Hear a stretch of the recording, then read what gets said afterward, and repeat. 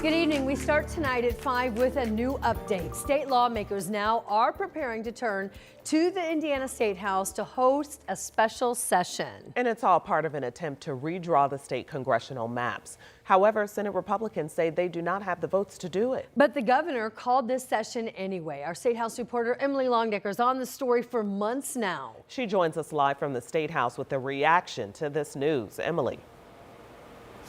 Hi, ladies. Well, that proclamation signed today by the governor calls for that special session for lawmakers to convene for it on November 3rd. That's a week from today, next Monday. As you said, a spokesperson for Senate Republicans has indicated that the votes still are not there in the Senate Republican caucus in favor of redistricting. We just have word from House Republicans, a spokesperson for them, confirming that the House Republicans do have the vote to support redistricting. It's been difficult to get lawmakers to speak on this topic publicly. Some have issued statements on social media, but most have stayed pretty silent. I spoke with Republican State Senator Linda Rogers here today at the State House. She traveled here from her district, which is in the northernmost part of the state. She said she has not made a decision yet on whether to support redistricting. She said that she is still telling the yeses and nos that are coming in from her constituents. After 3 months of conversations, the pressure's on from both sides.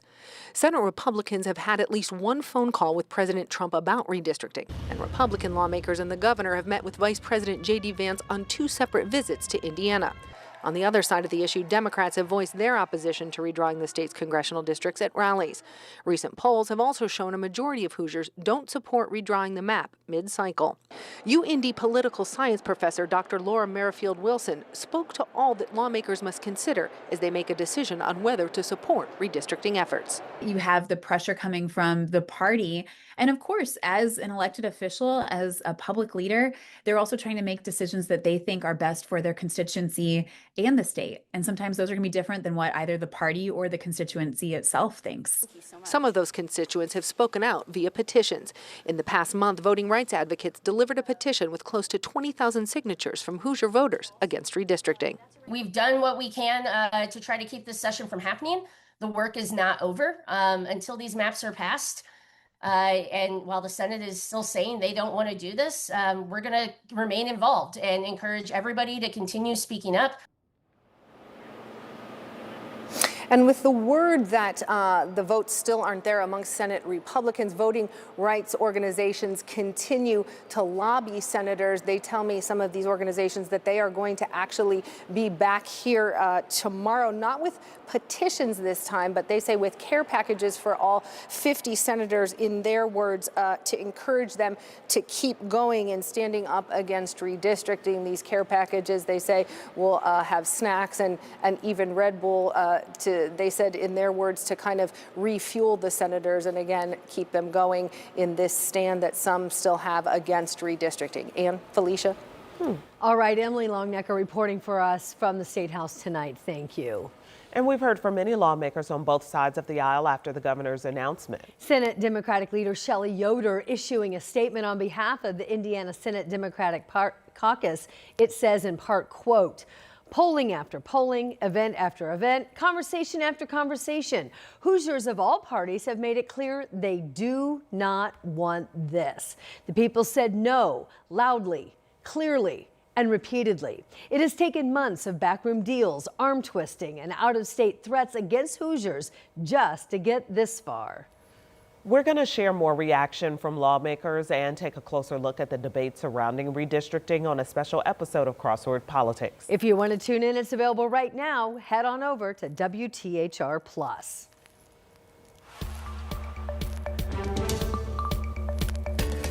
In the courtroom tonight, an 18-year-old woman accused of planning a Valentine's Day shooting at Mooresville High School is taking a plea deal. As part of the agreement, Trinity Shockley pleaded guilty to 1 count of conspiracy to commit murder. The plea deal calls for a 20-year sentence, with 12 and a half of those in prison, the rest suspended, plus 5 years probation. A Morgan County judge will sentence Shockley next month. And tonight, the Marion County coroner is working to identify a bicyclist hit and killed on the south side of Indianapolis. It happened around 6:45 this morning in a dark area near Carson Avenue and Teakwood Drive, which is near Indiana Bible College. Metro Police tell us the person driving the car which hit the man is cooperating with the investigation. Tonight, one woman is hurt, and police do have a person of interest in a shooting on the north side of Indianapolis. This all went down around 9:15 this morning near East 46 and Ralston Avenue. Officers tell us the woman was hospitalized, but didn't provide any information about the severity of her injuries, except to say that she is considered stable. Police did not share any other information about the person of interest that they now have detained.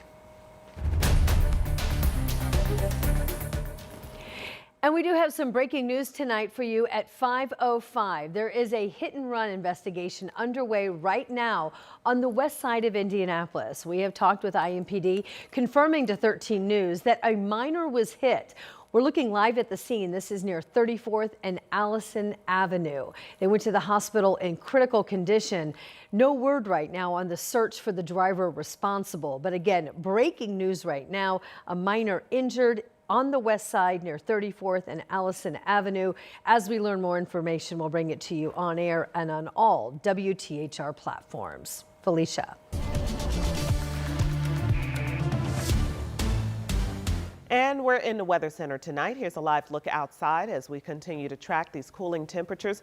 We saw some sun today. Right now, looks like we're seeing some clouds, though. Yeah, especially Indianapolis south, this thicker cloud deck, and actually a couple of showers to show you on radar. Farther north you are, the better chance you've got some sunshine at this hour. Let's take you back outside where temperatures right now are in the 60s for most of central Indiana.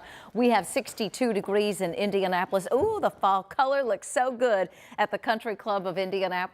63 Bunker Hill, mentioned a little more blue sky the farther north you go. Bainbridge sitting at 57, but you can see a little more sunshine. Also mentioned the showers. There are a few of them on radar, mainly south, and these continue to drift from southeast to northwest. We have a few showers near Bedford and Mitchell, to the just south of Linton, around Brownstown, a few sprinkles as well. This is where the shower activity will stay. So for most of us, it's going to be dry this evening. Temperatures will stay in the low 60s through sunset. That happens at 6:49.